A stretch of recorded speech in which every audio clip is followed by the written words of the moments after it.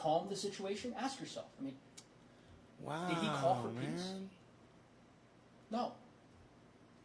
He didn't do that. He spread his armed and ready for real violence. He knew it. I mean, he knew it perfectly well. That he had created this powder keg at his rally. He knew just how combustible that situation was. He knew there were people before him who had prepared, who were armed and armored. He knew they would jump to violence at any signal, at any sign from him. Hey, Teresa, thanks for the digit. Right on. They needed him to stop the steal. Very good. Stop the steal, remember? I said that. That's why you guys watch my show, because I'm right about all this shit. Second question. Stop the steal was the call to action. Did he encourage the violence? Of course he did. Standing in that powder keg, did he light a match? Yes, he did. Everyone knows the answer to that question. Of course he did. This The is hours of video you all have watched leave no doubt. No doubt. Just remember Teresa, what he cheers, said honey. on January 6th. I think we're live. All of us here today do not want to see our election victory stolen. There's never been anything like this. It's a pure theft in American history. Everybody knows it. Make no mistake, this election was stolen from you, from me, from the country. Everybody knows it. At the opening of... We will never give up. We will never concede. It doesn't happen. You don't concede when there's theft involved. And to use a favorite term that all of you people really And came I up said with, they're going to we say will it. stop the steal. That's the call to We action. must stop the steal. We must stop the steal. So anytime H.A. Goodman says, well, he says Donald Trump never told anybody to do anything. Yeah, he said we must stop the steal. That's the code that Michael Cohen's talking about. They all knew what that entailed. We will not let them silence your voices. We're not going to let it happen. Not going to let it happen. Fight for Trump.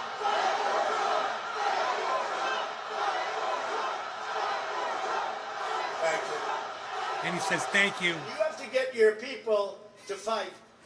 You have to Because get your you'll people to never fight. take back our country Darius. with weakness. You have to show strength. You guys, You this have is to be live. This is strong. going on in the Senate right We now. fight. We fight like hell. They're And if you trying don't to fight impeach like this hell, motherfucker. You're not going to have a country anymore. And this is what's going on right now. You may remember at the outset of this trial, I told you you'd hear three phrases over and over and over again. Nick, right on. Be The safe. big lie that the election had been stolen. Stop the steal and never concede.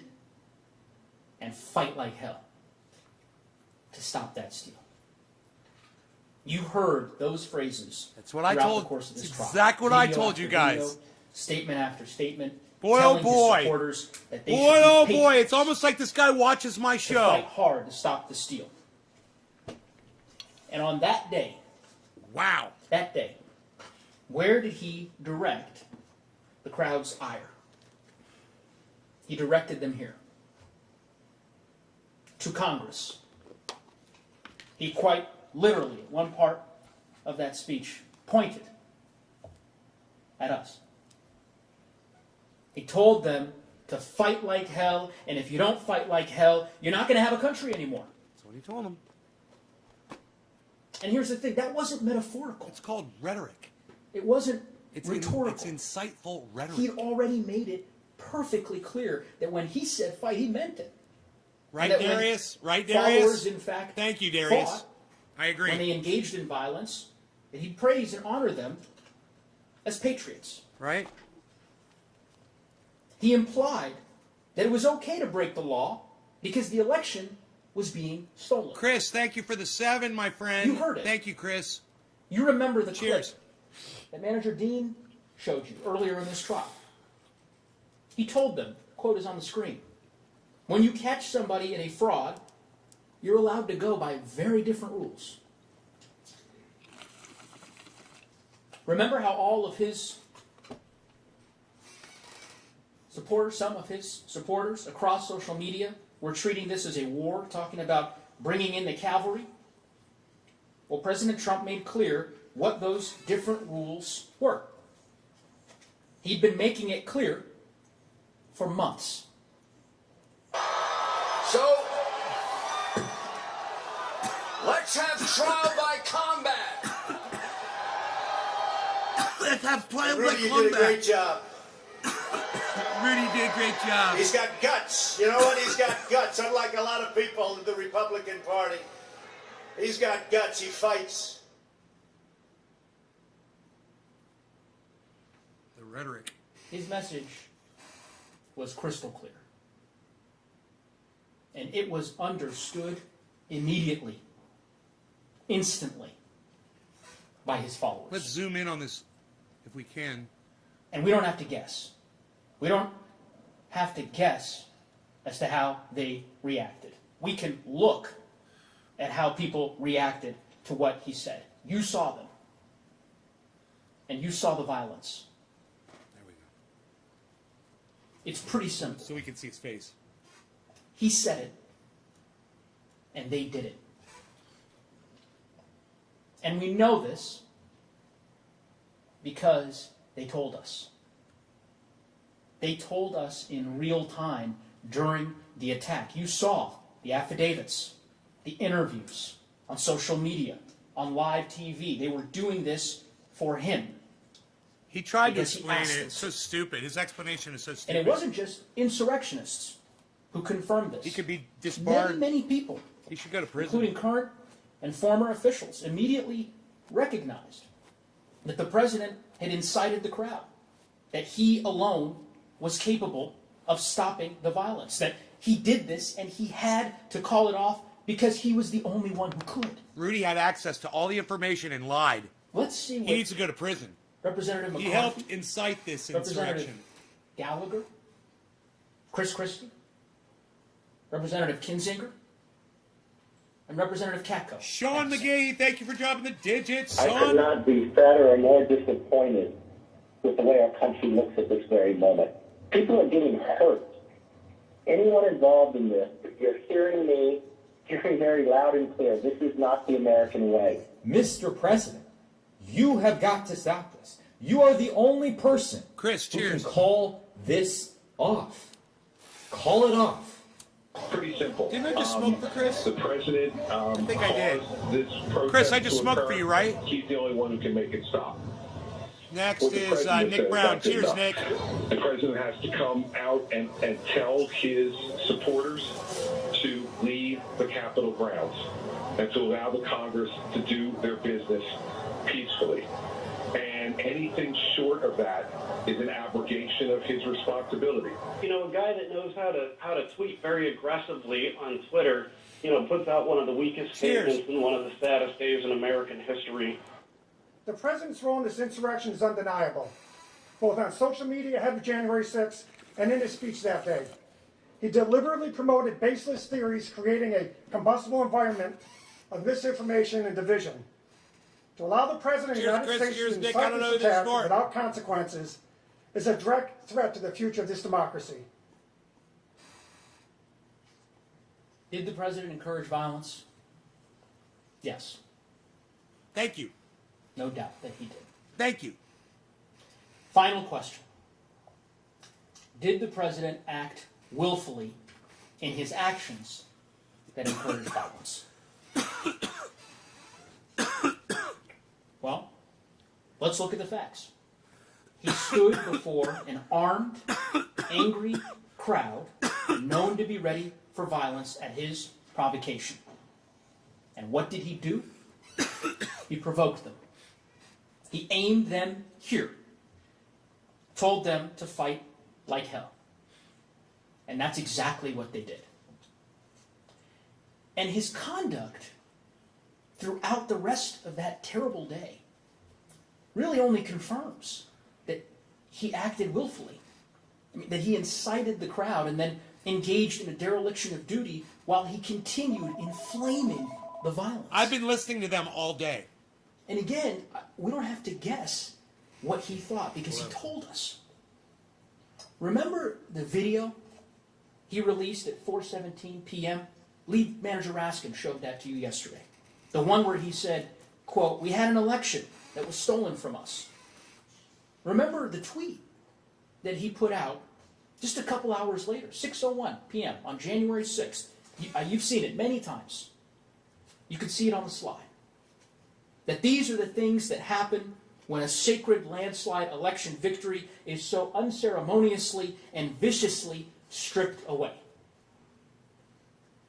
And he calls them patriots. That is what he was focused on. And he calls them fucking patriots. Spreading the big lie and praising the mob that attacked us and our government. You heard Manager Cicilline describe reports. The president was delighted, enthusiastic, confused that others didn't share his excitement as he watched the attack unfold on TV. He cared more about pressing his efforts to overturn the election than he did about saving lives, our lives. Look at what President Trump did that day after the rally. It's important. He did virtually nothing. We've seen, Manager Castro mentioned this, that when President Trump wants to stop something, he does so simply, easily, quickly. But aside from 4 tweets and a short clip during the over 5-hour-long attack, There was a clip. he did nothing. There was a clip during the 5-hour. Okay. I wonder how far On in. January 6th, he didn't condemn the attack. That's true. He didn't condemn the attackers. That's true. Didn't say that he would send help That's true. to defend us That is all true. or defend law enforcement. Dereliction of duty, guys. You see that? He didn't react to the violence with shock or horror or dismay as we did. Wesley, why don't you stay and listen He to this didn't guy, immediately man? rush to You Twitter need to hear it. and You need to hear it demand more in the than any clearest of us. possible terms that the mob disperse, that they stop it, that they retreat. Instead, he issued messages in the afternoon that sided with them. Nick Brown, The insurrectionists Sean McGahee, who had left cheers. police officers Keep them digits coming, battered people. Keep them digits coming, people. and bloody.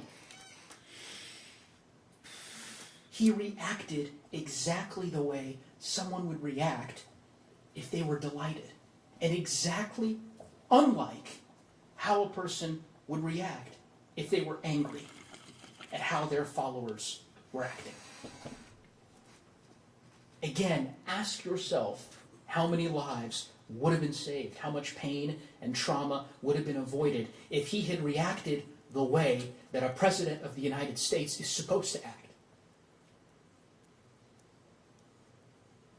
There are 2 parts. Shit, he could have just But President accepted his Trump's loss like failure a here fucking man. His dereliction of duty that Like an adult. I just have to emphasize I mean, I For a shouldn't moment. say like a man. Women accept loss better First- than fucking Donald Trump does. is what he did to Vice President Mike Pence. The Vice President of the United States of America, his own Vice President, was in this building with an armed mob shouting, "Hang him." The same armed mob that set up gallows outside. You saw those pictures. And what did President Trump do? Hello. He attacked him more. He singled him out by name. It's honestly hard to fathom. Second, our law enforcement. The brave officers who were sacrificing their lives to defend us, who could not evacuate or seek cover because they were protecting us. I'm not going to go through again what my fellow managers showed you Luke. yesterday, but let me just say this. Those officers serve us faithfully and dutifully, and they follow their oaths. They deserve a president who upholds his, who would not risk their lives and safety to retain power. A president who would preserve, protect, and defend them. But that's not what he did. These earphones are amazing. When they, the police, still barricaded and being attacked with poles, he said in his video to the people attacking them, MPOW. "We love you. You're very special." What more could we possibly need to know about President Trump's state of mind? Senators, the evidence is clear. We showed you statements, videos, affidavits that prove President Trump incited an insurrection that he alone had the power to stop. And the fact that he didn't stop it, the fact that he incited a lawless attack and abdicated his duty to defend us from it, the fact that he actually further inflamed the mob, attacking his vice president while assassins were pursuing him in this Capitol, more than requires conviction and disqualification. We humbly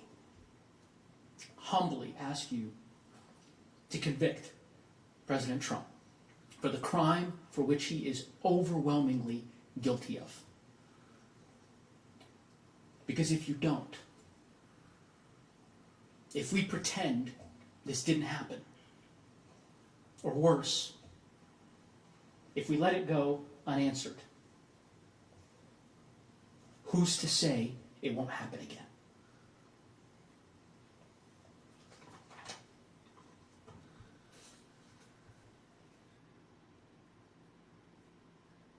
God damn, dude, this is fucking... Mr. President, members of the Senate, first of all, thank you for your close attention and seriousness of purpose that you've demonstrated over the last few days. Thank you also for your courtesy to the House managers as we've come over here, strangers in a strange land, to make our case before amazing this all distinguished day. and august body. Let me tell you something. We are about to close. It's and too I bad. am proud that our managers... They have worked together to build a case against Donald Trump. These Democrats, every single one of them had a different fucking subject to cover, and they all worked together. It was fucking amazing. The presentation was fucking amazing. My MPALs lasted me all day, and I listened to this all day. It was amazing. The evidence, once again, I just wanted to leave you with a few thoughts to consider as you enter upon this very high and difficult duty that you have to render impartial justice in this case, as you have all sworn to do. I'm very skinny. And I wanted to start simply by saying that in the history of humanity, democracy is an extremely rare and fragile and precarious and transitory thing. Abraham Lincoln knew that when he spoke from the battlefield and vowed that government of the people, by the people, and for the people shall not perish from the earth. But he was speaking not long after the Republic was created, and he was trying to prove that point, that we would not allow it to perish from the earth. For most of history, the norm has been dictators, autocrats, bullies, despots, tyrants, cowards who take over our governments. For most of the history of the world. And that's why America is such a miracle. We were founded on the extraordinary principles of the inalienable rights of the people. Look at my consent of the governed. Look at my raking job on my front yard. Watch this. And the fundamental equality of all of us. You know, when Lincoln said, government of the people, by the people, and for the people, and he hearkened back to the Declaration of Independence when he said 7 years ago, he knew that that wasn't how we started. We started imperfectly. We started as a slave republic. Lincoln knew that. but he was struggling to make the country better.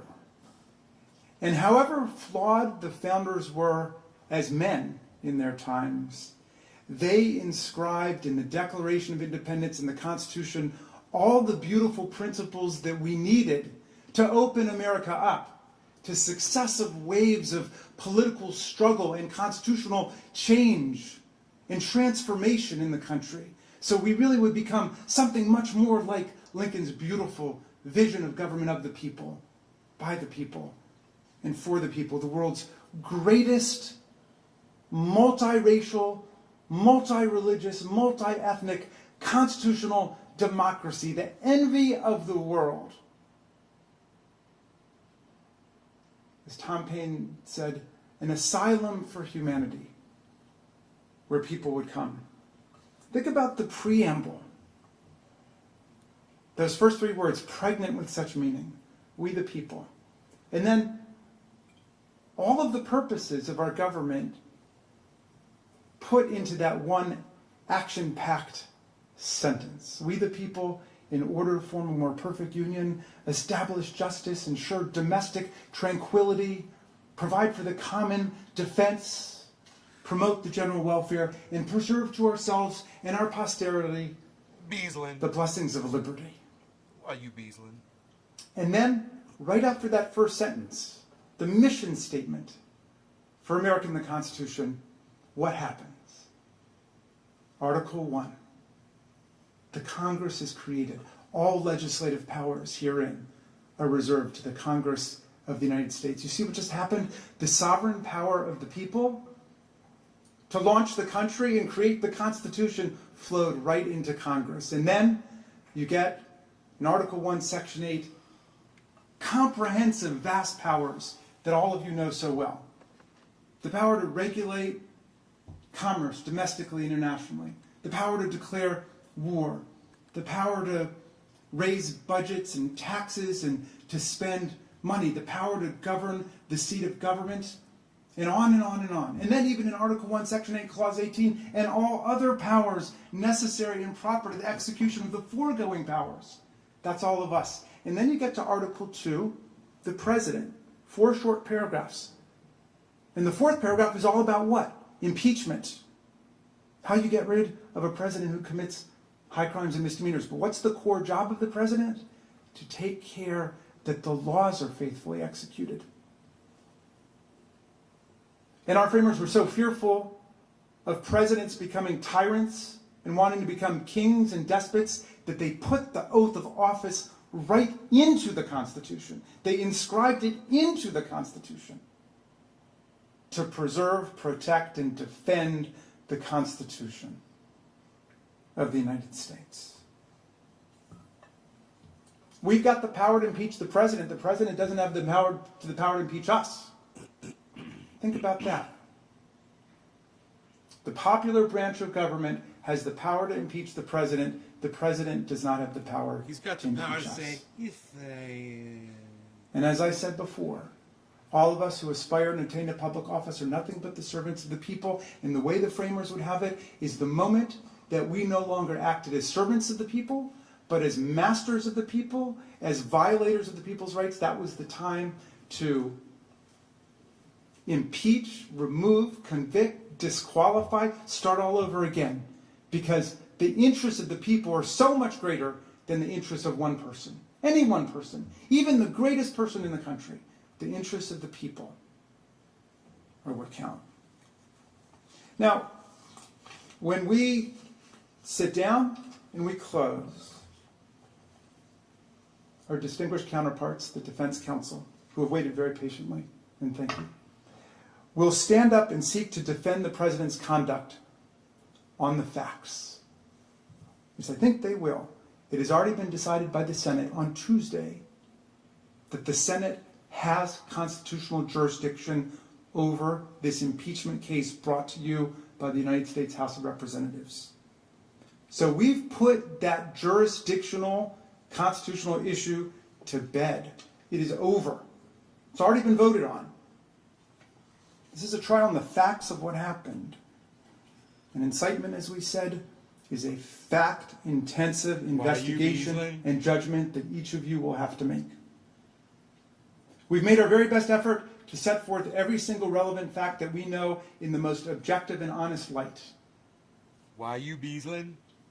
We trust and we hope that the defense will understand the constitutional gravity and solemnity of this trial by focusing like a laser beam on the facts. That line is the run that Rogan runs on. That's that already you see going been across the decided screen by the Senate.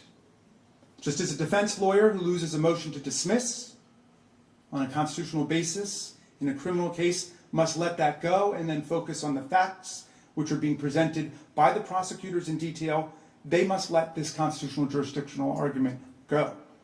Not just because it's frivolous and wrong, as nearly every expert scholar in America opined, but because it's not relevant to the jury's consideration of the facts of the case. So our friends must work to answer all of the overwhelming, detailed, specific, factual, and documentary evidence we have introduced of the president's clear and overwhelming guilt in inciting violent insurrection against the Union. Now, Donald Trump last week turned down our invitation to come testify about his actions, and therefore we've not been able to ask him any questions directly. You weren't able to ask Donald Trump. Therefore, why you Beaslin? During the course of their Hey Donald Trump, why you Beaslin? allotted presentation, Why you Beaslin? we would pose these preliminary questions to his lawyers, which I think are on everyone's minds right now, in which we would have asked Mr. Trump himself if he had chosen to come and testify about his actions and inactions when we invited him last week. One, why did President Trump not tell his supporters to stop the attack on the Capitol as soon as he learned of it? Good question. Great question. Why did President Trump do nothing to stop the attack for at least 2 hours after the attack began? There it was, 2 hours. 2 hours. As our constitutional commander-in-chief, why did he do nothing to send help to our overwhelmed and besieged law enforcement officers for at least 2 hours on January 16th after the attack began? Because H.A. Goodman, missteps. He made some missteps. On January 6th, why did President Trump not at any point that day condemn the violent insurrection and the he should have. insurrectionists? He's made some missteps. That's And why. I'll He's add a made legal some question that I missteps. hope his distinguished counsel will address. If a president did invite a violent insurrection against our government, as of course we allege and think we've proven in this case, but Steve, just I'm in sorry. general, Holy shit, if buddy. a president incited a violent insurrection against our government, would that be a high crime and misdemeanor? Can we all agree at least on that? Senators, I've talked a lot about common sense in this trial because I believe that's all you need to arrive at the right answer here. You know, when Tom Paine wrote Common Sense, the pamphlet that launched the American Revolution, he said that common sense really meant two different things. One, common sense is the understanding that we all have without advanced learning and education. Common sense is the sense accessible to everybody, but common sense is also the sense that we all have in common as a community. Senators, America, we need to exercise our common his son sense committed suicide. You buried him day happened. before. Oh, thank you. Stephen, Let's I wish you not would get speak in caught full up sentences. In a lot of outlandish Learn how to type a fucking sentence. Come on, buddy. lawyers' theories here. Exercise your common sense about what just took place in our country. Tom Paine wasn't an American, as you know, but he came over to help us in our great revolutionary struggle against the kings and queens and the tyrants. And in 1776, in the crisis, he wrote these beautiful words. It was a very tough time for the country. People didn't know which way things were going to go. Were we going to win? Against all hope? Because for most of the rest of human history, it had been the kings and the queens and the tyrants and the nobles lording it over the common people. Could political self-government work in America was the question.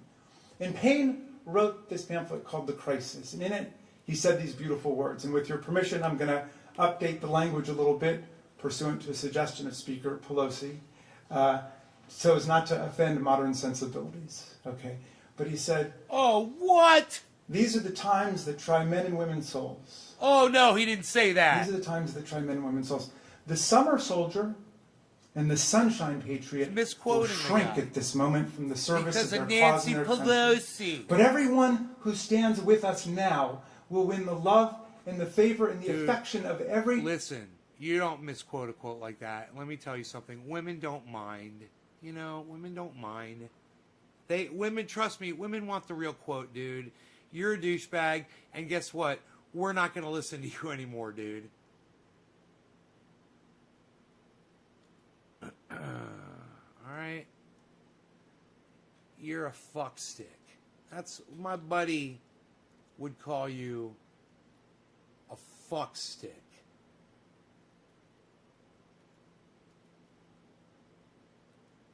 Excuse me while I just get rid of these little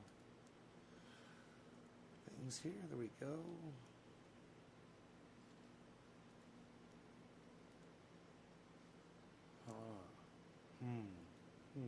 Very interesting. Oh.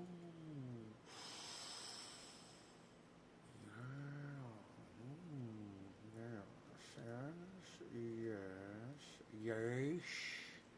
Yes. Yes. Yes. Yes. Yes.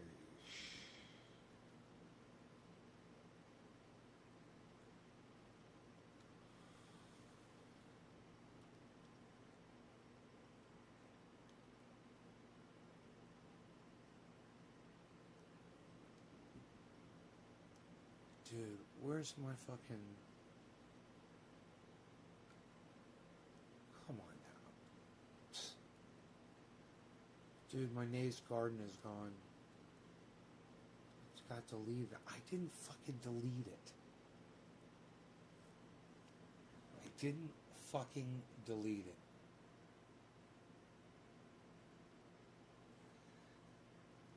it. Ugh. Dude, I did not fucking delete it. I didn't do it. I didn't do it, man.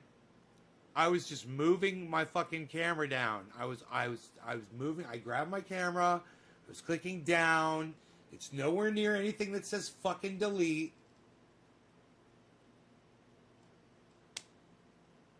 It deleted my fucking title and my fucking show. Now it just says the.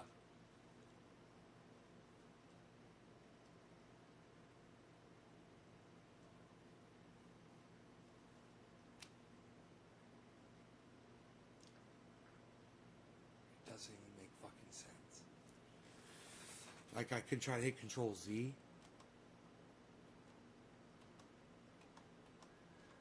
And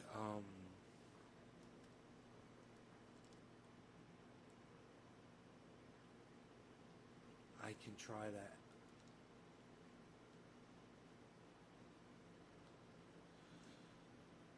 Find it in a text here.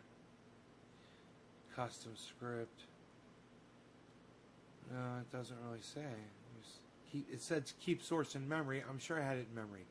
Where in memory was it? You know? What do you mean keep source in memory? How do I pull it up now? Where's my sources that are in memory? Yeah, where's my sources that are in memory? That's my fucking question. Screen cap, green cap, devices, text, web page, media file, scene, streams, widgets, find more sources. Where are the sources in memory? I don't know. Main cam, what's this? Whoa, what's that?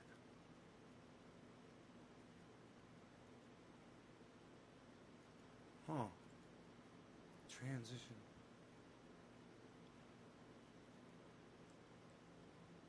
I don't don't even know. Background text.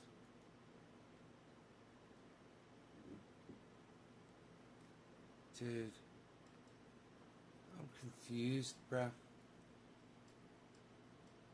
The is a good title. I'm tired, man. My brain is broken right now.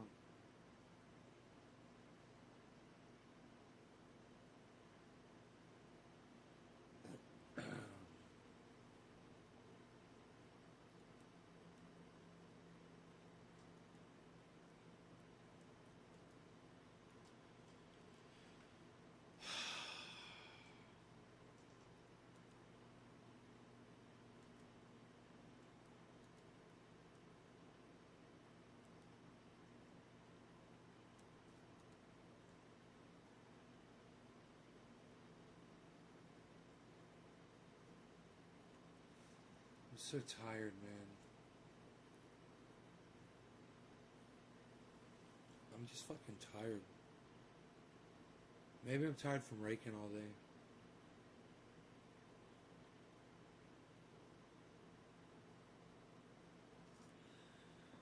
Tired of trying, dude. You know? It's like I'm tired of trying and then trying to do something and then have something just get deleted like that.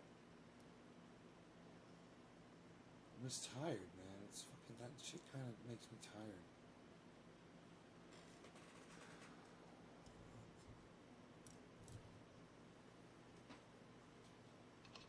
Tired, man.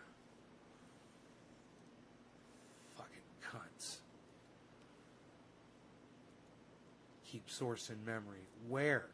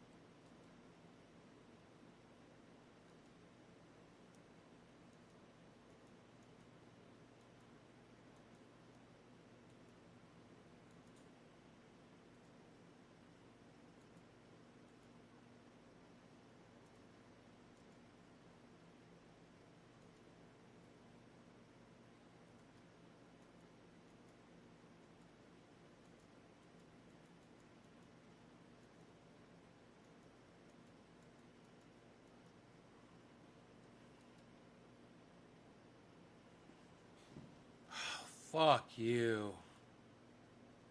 Keep it a fucking memory in my ass.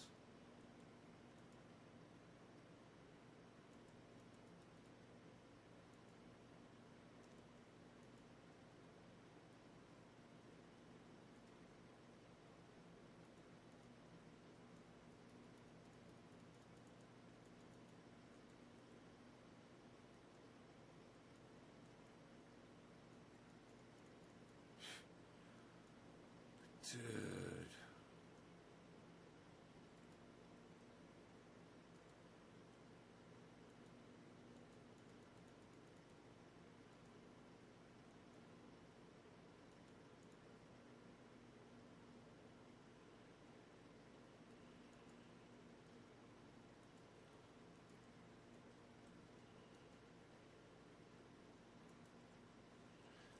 I gotta go through every goddamn...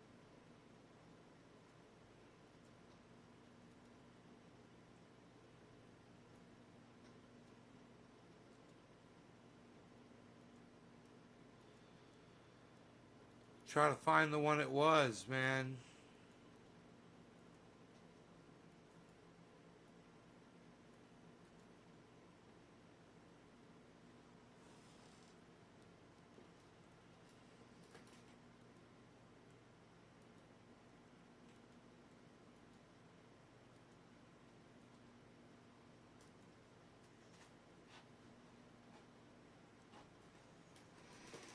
God, why is this so hard to do?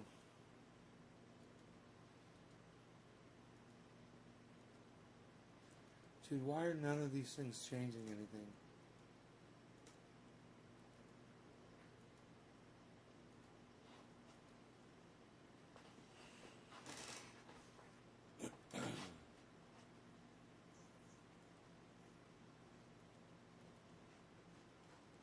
I have to feed my dog.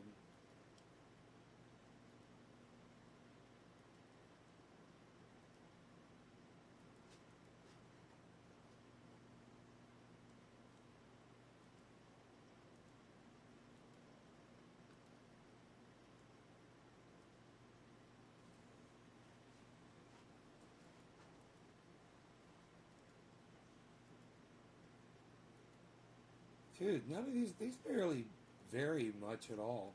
A lot of these, they're very similar to each other. I mean, they're just like, okay. Which one was I using, dude? That's the question.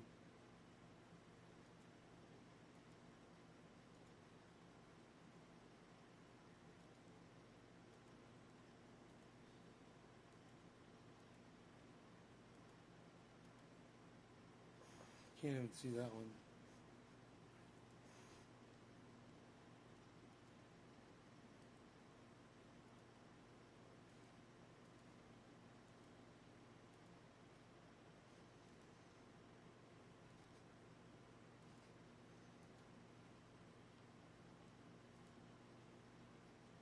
God damn it.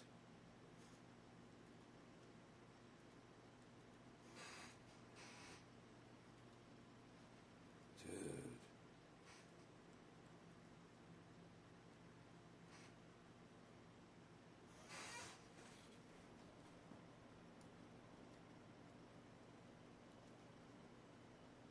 Thanks, Karen.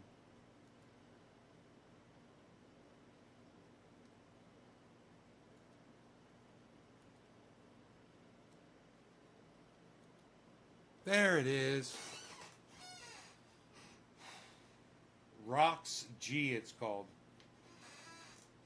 That only took forever. God damn, man. No? Fuck.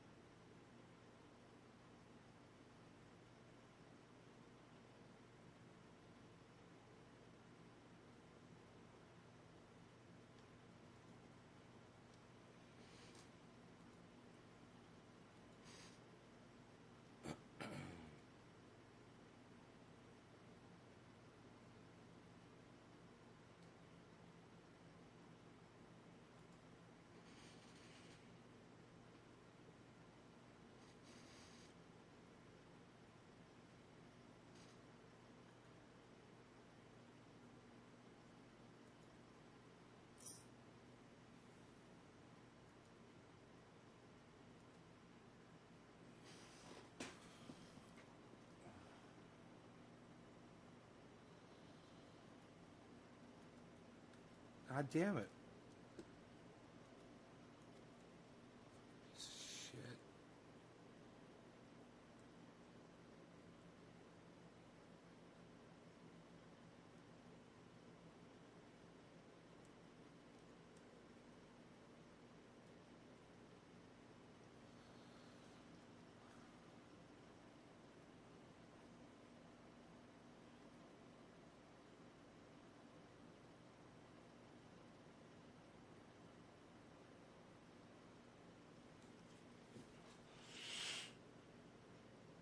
How's that?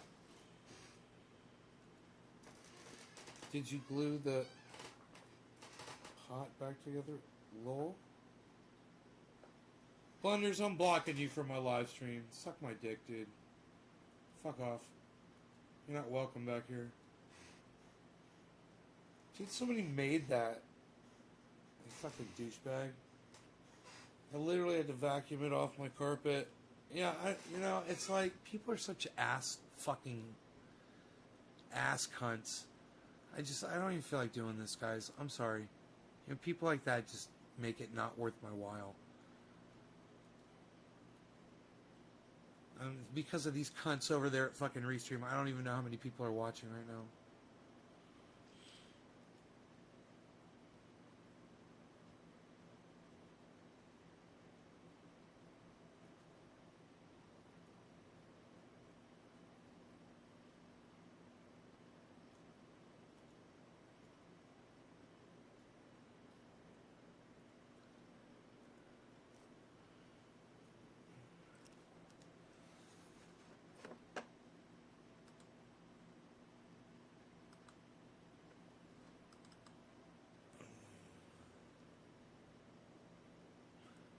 Let's see here.